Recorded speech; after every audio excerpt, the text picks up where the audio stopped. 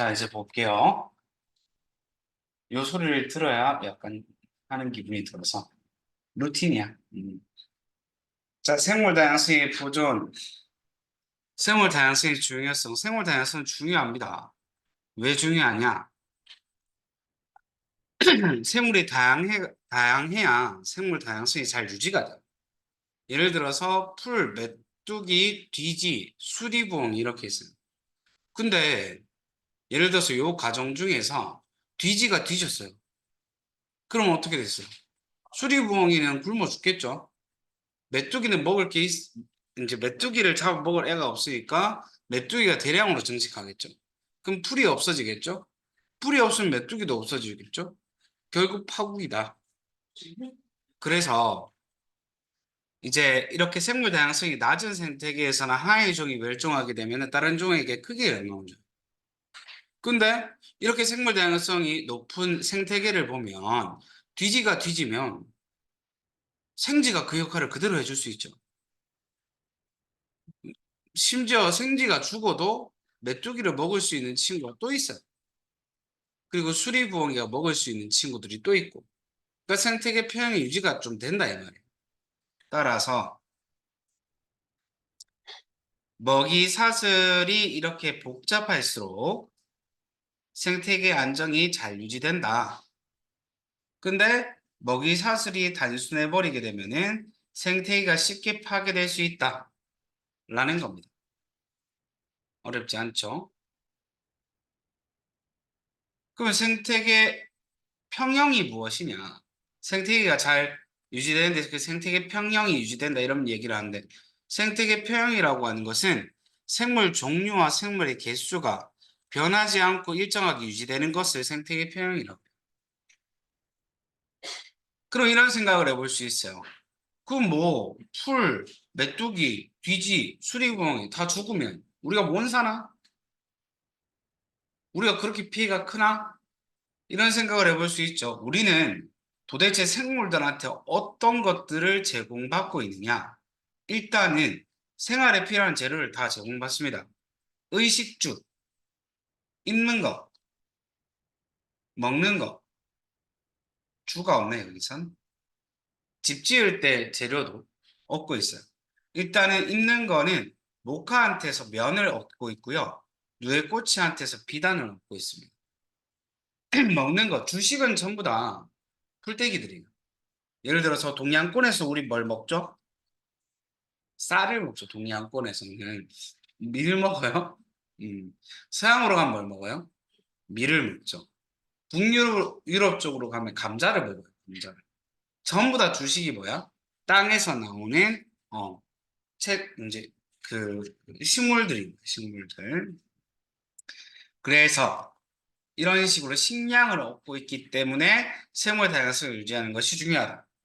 두 번째, 아니 세 번째지. 의약품도 얻고 있어요. 버드나무 껍질한테서 아스피린을 얻습니다. 예전에 신대륙을 콜럼버스가 발견을 하고 넘어가니까 자꾸 인디언들이 머리 아플 때마다 버드나무 껍질을 씹는 거야.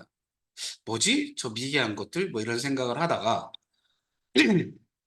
저기 혹시 이렇게 두통을 해소하는 썸띵이 있는 것은 아닐까? 이런 생각을 해서 찾아봤더니 그 안에 아세티살리실산이라는 물질이 있었어요. 근데 그 물질을 먹으면은 두통도 없어지고 혈액순환도 더 좋아지고 다 좋은 거예요. 와, 이거 짱이다. 그래서 그걸 뽑아가지고 막 복용을 했죠. 그랬는데 문제가 뭐였냐면 살리시산, 산성 물질이었어. 근데 자꾸 먹으니까 속이 막 쓰린 거야. 그래서 그거를 이제 속쓰림을 좀 없애기 위해서 이제 조금 가공했는 게 뭐냐면은 아스피린입니다. 전 세계에서 가장 많이 팔린 약입니다. 그 다음에 주목나무 열매에서 항암제의 원료를 얻고요. 푸른 곰팡이에서 항생제인 페니실린을 얻었어요. 이것도 플레밍이라고 하는 생물학자가 있었는데 세균을 키우는 세균 배양 실험이 있어요. 근데 세균을 막 키우고 이제 관찰 다 하고 싱크대에 냅뒀어. 설거지를 해야 되는데 그냥 냅뒀어요. 일주일 지나갔더니 막 곰팡이 피고 난리가 나는 거야. 곰팡이 폈네? 한번 살펴볼까? 봤더니 다른 데는 세균이 다 증식을 하는데 푸른색 곰팡이 옆에서만 세균 증식이 안 되는 걸 봐요. 야, 이거 혹시 푸른 곰팡이가 세균 증식을 억제하는 썸띵이 있는 것은 아닐까? 라는 생각을 하죠. 거기에 뭐가 있었냐면은 바로 페니실린이 있었고, 그래서 그걸 뽑아서 인류의 수명이 한 2년 정도 연장될 수 있는 사건이 되었습니다. 이렇게 우리는 생물한테서부터 다양한 것들을 얻고 있습니다. 생활에 필요한 직접적인 재료를 얻고 있죠. 두 번째, 산업 재료나 아이디어를 얻습니다. 도꼬마리 열매가 자꾸 섬유에 옷에 달라붙는 거야. 귀찮게. 그래서 이걸 보고 뭐를 만들었냐면 찍찍이, 벨크로 테이프를 만들었어요. 잠자리 날개를 보고 소형 비행기의 날개를 따라 만들었고, 이런 아이디어를 얻을 수 있죠. 그 다음에 관광자, 휴식이나 여가 활동을 하기 위한 공간을 제공받을 수 있습니다.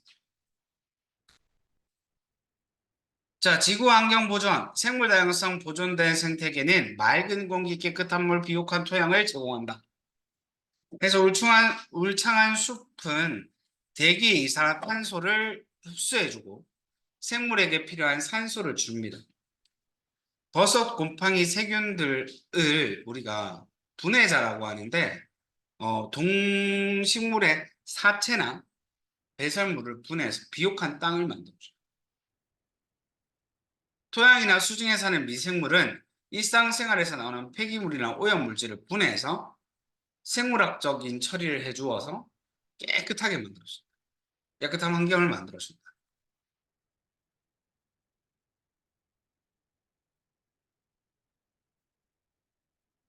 그럼 이렇게 중요한 생물 다양성을 보존하기 위해서는 우리가 어떻게 노력을 해야 할까를 생각하기 전에 생물 다양성이 줄어드는데 왜 줄어드는지부터 알아야 돼요. 첫 번째, 서식지 파괴입니다. 가장 큰 원인이에요. 어떻게 땅이 이렇게 있는데요.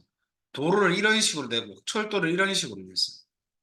그래서 제일 처음에 이렇게 넓은 땅에 동물이 있었는데 상위 포식자로 가면 갈수록 넓은 영토를 차지하고 사냥을 하거든. 근데 이렇게 도로를 지어버리면 이 넓이에서 요 넓이로 이제 서식 공간이 줄어들죠. 그러면 사냥 확률이 늘어날까요? 줄어들까요? 줄어들겠죠. 먹을 게 없는 거예요. 굶어 죽기 시작합니다. 상위 포식자부터 없어지기 시작합니다. 근데 상위 포식자는 원래 개체수가 몇 개가 없기 때문에 없어지면은 그 생태계에 큰 영향을 줍니다. 그러다 보니까 생태계가 크게 부러지게 되는 거예요. 그러면 이거를 도로를 안 지을 수는 없고 어떻게 할까? 이렇게 연결시켜 주면 된다. 그러면 제법 넓은 공간에 서식지를 확보할 수 있죠. 그래서 대책이 바로 그런 거죠. 생태 통로를 설치한다. 보호구역을 지정해서 여기는 건드리지 않기로 한다. 이런 것들. 그 다음에 남획, 마구잡이로 막 잡아들이는 거예요. 번식으로 개체수를 회복하지 못할 만큼 생물을 막 잡아버리게 되면 그 생물이 사라지게 됩니다. 코뿔소의 코, 코끼리의 상아, 그 다음에 고래, 향유고래가 를 원료로 해서 향수를 만드는데 그 향수가 제일 비싸요. 그래서 사람들이 다 고래 사냥 가는 거예요. 향유고래 막 다 없어지고. 이런 식이죠. 코끼리 그 상아도 되게 비싸게 팔리니까 막 잡기 시작하고. 코뿔소의 코도 그렇고. 그럼 어떻게 해야 돼? 멸종 위기 생물을 지정하고 법률을 강화해서 못 잡게 해야지. 외래종의 유입, 외국에 살고 있는 애를 우리나라로 들이는 거. 이렇게 되면서 우리 생태계를 파괴시킬 수 있어요. 대표적인 게 크니 베스. 베스라는 물고기가 있는데 우리나라가 몬 살 때 식용을 목적으로 가지고 왔어요. 근데 이게 번식률이 너무 좋은 거야. 하고 우리나라 물고기의 크기가 다 작아. 얘는 안 그래도 몸집도 제법 큰데 입도 커요. 그래서 막 다 잡아먹는 거야. 우리나라 토종 물고기 개체수가 확 줄어들어 버리는 거지. 종이 줄어들게 되겠죠. 종 다양성이 확 줄어들어 버려요. 그다음 뉴트리아도 사실 우리가 모피, 털과 고기를 목적으로 들였어요. 근데 이게 생각보다 되게 비쌌어. 80년대 말 90년대 초에 요거 한 마리 잡아 먹으려면 큰 쥐거든, 뉴트리아가. 한 마리 잡아 먹으려면 그때 당시에 한 30만 원이었어. 그때 당시에 공무원 월급이 한 20만 원 막 이랬을 때 엄청 비싼 거지. 그래서 결국 사 먹는 사람도 없고 해서 망했어. 그럼 농장을 이제 전부 다 폐사시킨 다음에 가야 되는데, 나 좀 굶어 죽겠지 하면 내두고 왔는 거야. 그 농장을 뉴트리아가 탈출해. 그 낙동강 일대를 다 지배해버려. 근데 이것도 지금 개체수가 많이 잡혔어요. 정력에 좋다고. 그 뉴트리아의 저 쓸개가 정력에 좋다는 소문이 섞더라고. 사냥을 확 했는 거죠. 그래서 이것도 얼추 잡혔어요. 근데 베스는 안 잡혔어요. 베스 같은 경우에 물고기 알을 갖다 몇만 마리를 낳아버리기 때문에. 그다음에 붉은기 거북. 이 거북이를 먹는 애들이 너무 적어.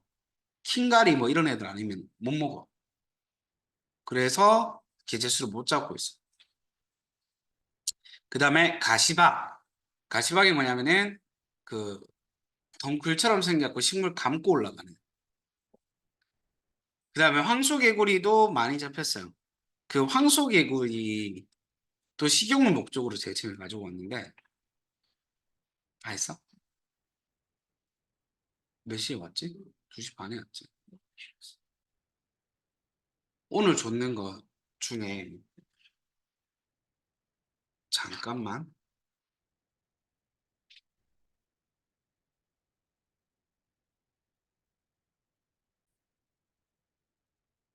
황소개구리를 갖다가 식용으로 들였다가 이 황소개구리가 너무 많이 퍼져버린 거야. 그래서 제철 골치를 되게 썩다가 여러 가지 이유들로 없어지게 되는데 첫 번째는 우리나라 생물들이 이게 잡아먹을 수 있는 생물인지를 몰랐어. 뭐 외갈이라든지 수달이라든지 이런 애들이. 근데 나중에 이거 먹어보니까 맛있거든. 그래서 막 이제 많이 잡아 먹었는 게 첫 번째로 잡혔는 이유. 제일 큰 이유는 얘네들이 너무 좁은 공간에서 번식을 하다 보니까 근친을 안 해. 이제 형제들끼리 교배가 돼버린다. 그러면 장애가 생길 확률이 높아요. 장애가 생기면서 개체의 크기가 줄어들어요. 그러니까 다른 애들한테 많이 잡아먹혀요. 세 번째는 두꺼비 때문인데 두꺼비는 어떤 특징이 있냐면 수컷이 암컷 뒤로 가서 이제 알이 나올 때까지 배를 눌러요. 그래서 근데 또 암컷이 수컷보다 크기가 더 커. 두꺼비가 지나갔는데 황소개구리가 있는 거야. 암컷인가? 허리를 잡아. 죽을 때까지 안 나죠. 그래가지고 죽은 걸 보고 나서 암컷 아니었네 하고 가는 거지. 그러면서 개체수가 또 줄어들어. 그래서 황소개구리는 거의 지금 개체수가 잡혔다. 라는 내용이고 어쨌든 이러한 외래종의 유입 때문에 우리 생물들의 종의 수가 확 줄어들어 버렸다. 그 다음에 환경오염.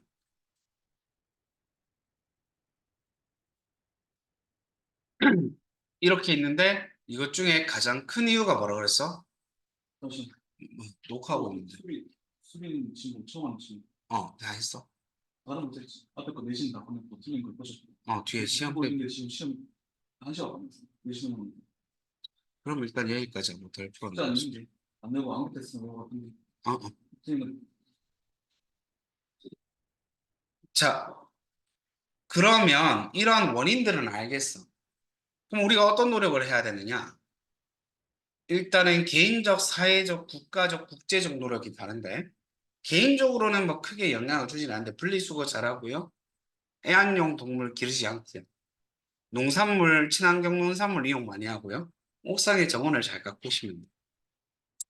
그 다음에 국가적인 활동으로 따지면은 멸종위기 보건사업 같은 거 진행을 하고 법률을 지정하고 종자은행 만들고 국립공원 지정하고 환경영향평가 실시해가지고 지금 종의 개체수가 어떻게 되는지를 확인해주고 이런 것들을 하면 되고 국제적 활동은 협약을 맺는 거지.